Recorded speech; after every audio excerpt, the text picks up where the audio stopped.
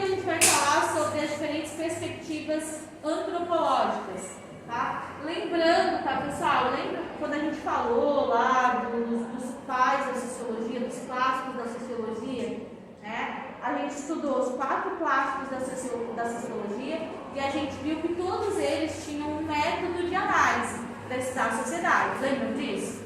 Um lá tinha o método positivista, outro tinha o método funcionalista, outro tinha o método do materialismo histórico dialético e etc. Ou materialismo histórico, né? O método compreensivo. Na antropologia também vai ser assim, tá? A gente vai estudar, então, esses autores e os métodos, a fórmula como eles diziam que deveria se estudar, no caso aqui, a cultura em cada sociedade, tá? E para cada autor, então, vai ser diferente. O primeiro deles, que é o Edward Bernard Taylor, ele parte de uma antropologia evolucionista. Se a gente olhar aqui, ó, essa palavra evolucionista, ela tá também ligada à ideia de que a cultura, né, ela tenderia a evoluir com o tempo, a melhorar com o tempo, tá? Depois essa ideia vai ser bem criticada, porque os caras vão dizer assim, cara, primeiro, não existe cultura superior e cultura inferior. Então, quando tu fala que uma cultura era primitiva, ou ela é primitiva, tu está querendo dizer que ela é atrasada em relação a alguma coisa. Então, lembra lá que eu falei para vocês? Não tem cultura superior, não tem cultura inferior. E aí, no caso, eu vou dizer, a cultura dos índios, ela não é boa, porque ela é uma cultura atrasada. Eles têm uma cultura diferente da minha, então, né, a cultura deles ali é diferente, tá? Então, por conta disso que a gente fala, né, e também que essa teoria ela foi muito criticada, então a ideia de evolução. E quando tu está falando ideia de evolução, tu vai dizer que uma cultura que ela não tem isso ou aquilo, ou que ela não tem as mesmas coisas, por exemplo, de uma cultura que envolve tecnologia ou que envolve outras coisas, né, leis mais elaboradas, né, enfim, que ela vai ser uma cultura mais atrasada. Isso não é verdade, tá? Mas foi o pontapé inicial, foi o ponto de partida, foi a primeira pessoa que se propôs a dizer o que era cultura. Então, né, numa época que a gente, né, sabe lá como é que eram as coisas, as ideias eram muito mais conservadoras. Então, esse carinha aqui, que nasceu em 1832, tá? Ele diz que apanhar.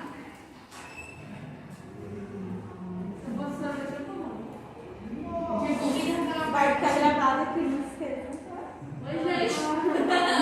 Então, ele diz o seguinte: que a cultura é um conjunto complexo de conhecimentos, crenças, arte, moral e direito, além de costumes e hábitos adquiridos pelos indivíduos em uma sociedade, tá?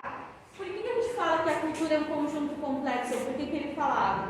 Porque, gente, não é fácil a gente compreender, a gente tentar entender o que é cultura. Lembra? Foi uma das primeiras coisas que eu falei para vocês. Parece tão fácil a gente dizer assim, né?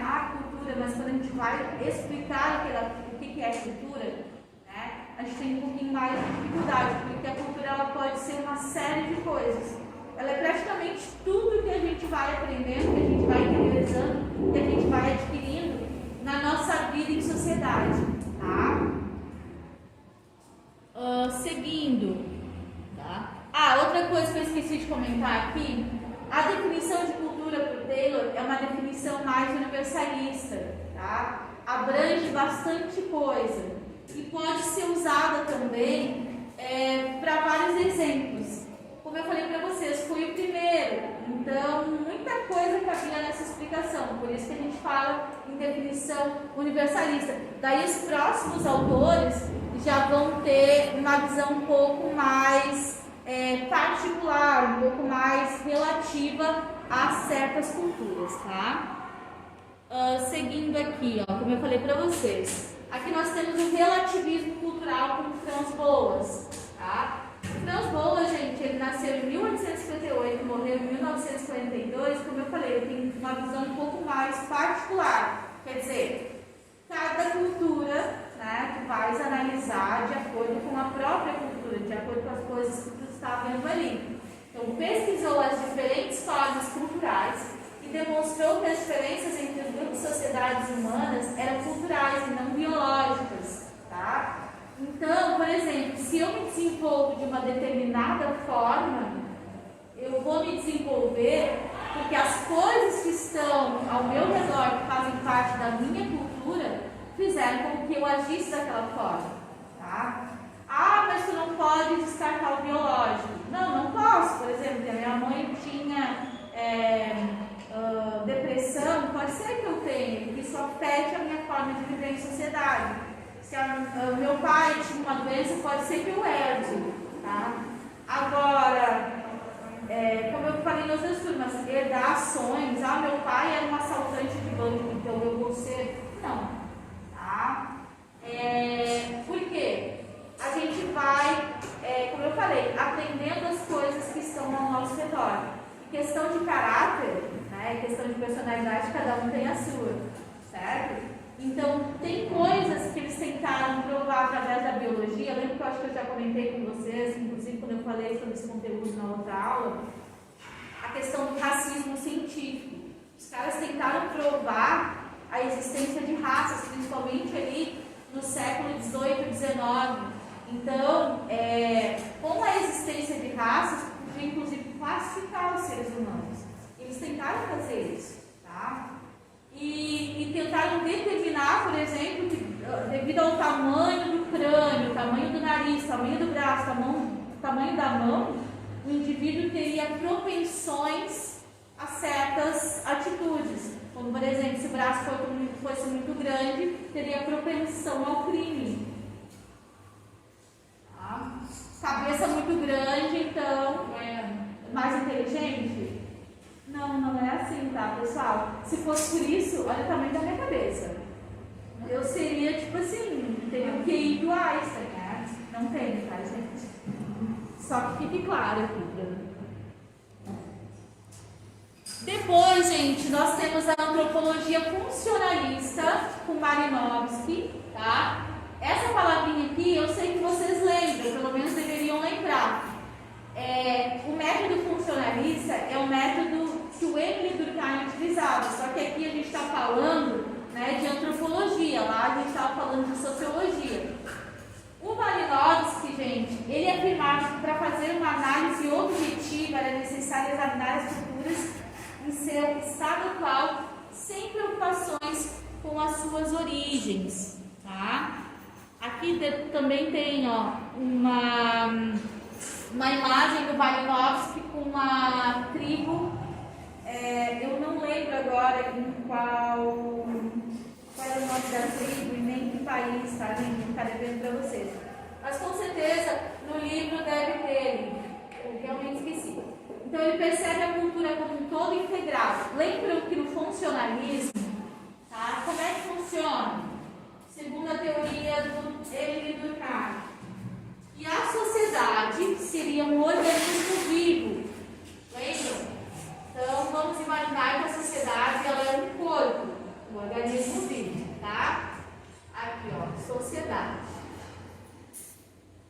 E cada parte deste corpo possui uma função. Por isso, gente, método... achei que tinha falado funcionalismo aqui, do slide anterior. Por isso, método funcionalista, porque vem da ideia de função. E este corpo, esta sociedade, ela tem que atuar como um todo integrado. O que acontece quando eu estou com o meu braço quebrado, com a minha perna quebrada? O meu corpo funciona da mesma forma? Não, tá? Então, para todas as partes estarem funcionando e por ter uma harmonia, vamos dizer assim, tá? Entre essas partes, cada pedacinho deste corpo tem que exercer a sua função, tá? E ele também entendia que a cultura funcionava dessa forma, tá? Também reconhece a questão da diversidade cultural e desenvolveu a etnografia. Lembrando, tá, pessoal, que a gente está falando numa época que a galera ia lá, os antropólogos, eles iam lá numa determinada cultura passavam o dia lá lotando, iam dormir em outro lugar, ou visitavam esporadicamente certas culturas, né, certas tribos e comunidades. Então, cada vez que eles iam lá, as pessoas não se comportavam da maneira como se comportam, tipo, cotidianamente. Mesma coisa, se... Imagina que vem aqui, vocês vão ser objeto de estudo uma pesquisa, daí vai vir uma psicóloga e vai ficar aqui 20 minutos por mês com vocês. Vocês não iam se comportar assim meio diferente, sabendo que tem uma psicóloga ali que está me analisando? Assim? Pô, eu não ia agir, eu acho, da mesma forma, assim, sabendo que eu estou sendo, sei lá, pesquisada, analisada, conferida, né? Agora, eu garanto para vocês que se essa psicóloga ficasse 20 minutos todo ano escolar, todos os dias ao invés de ficar 20 minutos, lá no início vocês iam ficar meio assim, mas depois vocês já iam soltando, né? Que nem quando tem segunda professora na sala, nos primeiros dias tu fica ali vendo quem é a segunda professora, se vocês podem fazer assim, assado. Aí depois, quando ela já se torna na verdade ela é, né, uma extensão da turma, né? Mesmo tendo aquela professora ali, a gente já vai se soltando, né? Enfim, comigo também funciona assim, porque para vocês ter um segundo professor na sala de aula, às vezes pode gerar um certo, né, desconforto. Querendo ou não, eu também estou com uma colega em sala de aula que, de certa forma, pode estar analisando o meu trabalho, né? Então, eu também não, eu tenho que me puxar, não posso... mas chega uma hora que, sabe, tu olha para aquela professora e fala como se ela fosse, né, mais uma aluna em sala de aula. Oi? A gente não consegue pedir por muito tempo. E o Malinowski entendeu isso aí. Tanto que ele ficou anos estudando suas culturas. Ele ia para lá, eu não sei dizer, né, mas ele aprendia a língua das pessoas, ele aprendeu a tocar os instrumentos, comia da mesma comida, participava provavelmente dos rituais, para tentar se aproximar ao máximo dessa cultura e enxergar ela por dentro, que eles realmente eram. Sem essa coisa do, estou sendo observado. Na hora, tu esquece de fingir, como tu falou. Tá? E ele sacou isso aí. E aí depois ele chegava e escrevia exaustivamente sobre, né, o estudo de campo dele e cada detalhe daquela cultura, certo? Seguindo então a antropologia estrutural com Claude Lévi-Strauss, tá? Ele nasceu em 1908 e morreu em 1909, tá? Passou o cenzinho, né?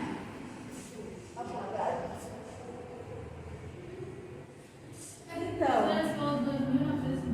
Não, ela falou 1908 e morreu em 1909. Desculpa, em 2009. Já estou misturando tudo. Bem férias. Então, gente, esse senhorzinho aqui, o Lévi-Strauss, ele vai falar que a cultura ela é um conjunto de sistemas simbólicos, tá?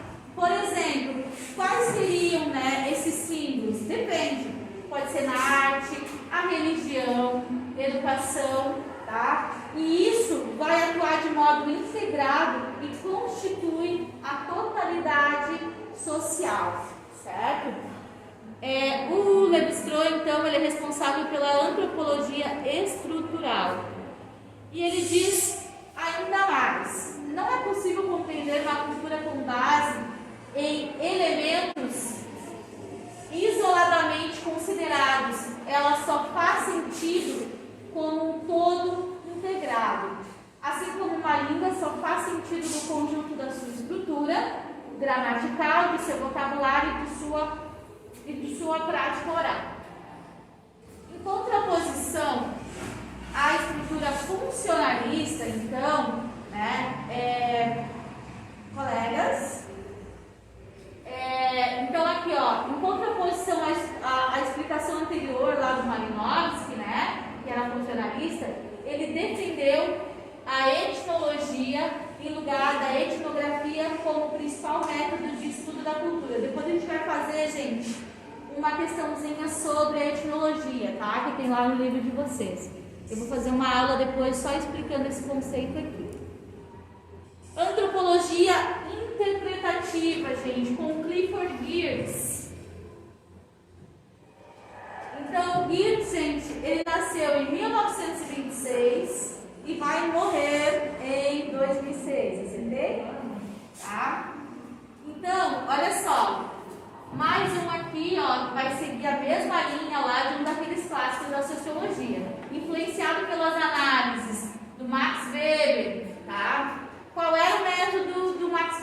ser antropologia interpretativa ou antropologia, deu um branquinho,